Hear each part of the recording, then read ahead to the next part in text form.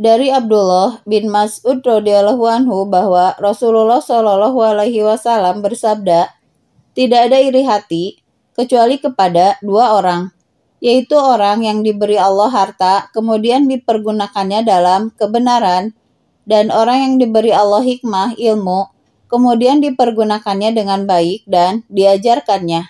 Hadis riwayat Bukhari nomor 73. Sesungguhnya jabatan kepemimpinan menurut kebiasaan sering menimbulkan iri hati dan dengki. Namun ada hadis yang menunjukkan bahwasanya iri dan dengki tidak boleh terjadi kecuali dalam dua hal, yaitu ilmu dan kebaikan. Maksud kalimat tidak ada iri hati kecuali kepada dua orang. Hadis ini menunjukkan bahwasanya iri dan dengki tidak boleh terjadi kecuali dalam dua hal, yaitu ilmu dan kebaikan. Hasad adalah sifat yang terdapat dalam diri seseorang, sehingga ia menginginkan hilangnya nikmat yang dimiliki orang lain. Hal ini disebabkan karena manusia mempunyai tabiat selalu ingin mengungguli orang lain, sehingga apabila ia melihat orang lain memiliki sesuatu yang tidak dimilikinya, maka ia akan berharap agar benda itu lepas dari tangannya. Dengan demikian, ia akan lebih unggul atau paling tidak dapat menyamainya. Orang yang mempunyai sifat semacam ini adalah orang yang tercela jika hal itu terdetik dalam hati atau diungkapkan dengan perkataan dan perbuatannya. Oleh karena itu, sifat tersebut harus dijauhi sebagaimana larangan-larangan lainnya. Adapun yang dimaksud dengan hasad dalam hadis di atas adalah ghibtah. Maksud ghibtah adalah perasaan ingin memiliki sesuatu yang dimiliki orang lain tanpa ada perasaan ingin menghilangkannya dari pemiliknya. Hal semacam ini juga disebut dengan persaingan, yang jika dilakukan untuk ketaatan, maka termasuk perbuatan yang mulia, sebagaimana firman Allah, "Untuk yang demikian itu hendaknya orang berlomba-lomba."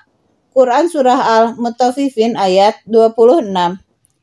Sedangkan jika persaingan itu dilakukan untuk kemaksiatan, maka termasuk perbuatan yang tercela sebagaimana firman Allah, "Janganlah kalian berlomba-lomba." Tetapi jika dilakukan dalam hal-hal yang diperbolehkan, maka hukumnya adalah mubah atau boleh. Dari sini seakan-akan Rasulullah bersabda dalam hadis ini, tidak ada persaingan yang lebih utama daripada persaingan dalam dua hal berikut ini, yaitu ilmu dan kebaikan. Pembatasan pada dua hal tersebut, ilmu dan kebaikan, dikarenakan ketaatan kepada Allah dapat berupa ketaatan fisik dan harta, atau harta dan fisik. Dalam hadis di atas, Nabi telah mengisyaratkan ketaatan dalam bentuk fisik, yaitu dalam sabdanya, "Dan orang yang diberi Allah hikmah ilmu, kemudian dipergunakannya dengan baik dan diajarkannya." Juga dalam hadis yang diriwayatkan Ibnu Umar, "Dan orang yang diberi Allah Al-Quran, kemudian ia mengamalkannya sepanjang malam dan siang." Mengamalkan di sini adalah mengamalkan secara mutlak, tidak hanya sekedar membacanya di dalam maupun di luar sholat atau mengajarkannya, akan tetapi termasuk dalam mengambil hukum atau fatwa juga harus berdasarkan Al-Quran. Dengan demikian, tidak ada kontradiksi atau pertentangan antara kedua lafaz hadis tersebut. Imam Ahmad juga meriwayatkan dari Yazid bin Al-Aqnas dengan lafaz, "Dan orang yang diberi Allah Al-Quran, kemudian ia mengamalkannya sepanjang malam dan siang, dan mengikuti ajarannya." Maksud kalimat, orang yang diberi Allah harta, kemudian dipergunakannya dalam kebenaran, lafaz ini disebutkan dalam bentuk nakirah, agar mencakup seluruh jenis harta, baik dalam jumlah banyak maupun sedikit.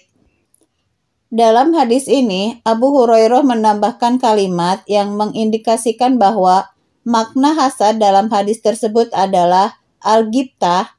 Kalimat tersebut adalah, kemudian orang itu berkata, "Semoga Allah memberikan kepadaku seperti yang diberikan kepada si fulan, sehingga aku dapat melakukan apa yang ia lakukan."